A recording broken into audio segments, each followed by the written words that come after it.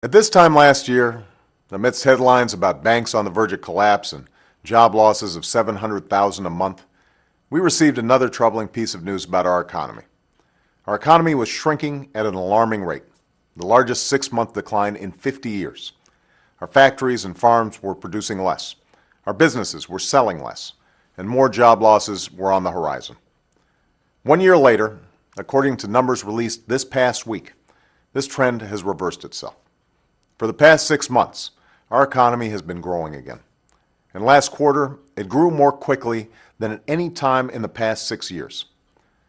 This is a sign of progress, and it's an affirmation of the difficult decisions we made last year to pull our financial system back from the brink and get our economy moving again. But when so many people are still struggling, when 1 in 10 Americans still can't find work, and millions more are working harder and longer for less, our mission isn't just to grow the economy. It's to grow jobs for folks who want them and ensure wages that are rising for those who have them.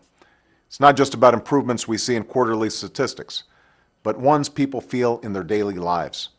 A bigger paycheck, more security, the ability to give your kids a decent shot in life and still have enough to retire one day. That's why job creation will be our #1 focus in 2010. We'll put more Americans back to work, rebuilding our infrastructure all across the country. And since the true engines of job creation are America's businesses, I've proposed tax credits to help them hire new workers, raise wages, and invest in new plants and equipment. I also want to eliminate all capital gains taxes on small business investment and help small businesses to get the loans they need to open their doors and expand their operations. But as we work to create jobs, it is critical that we rein in the budget deficits we've been accumulating for far too long.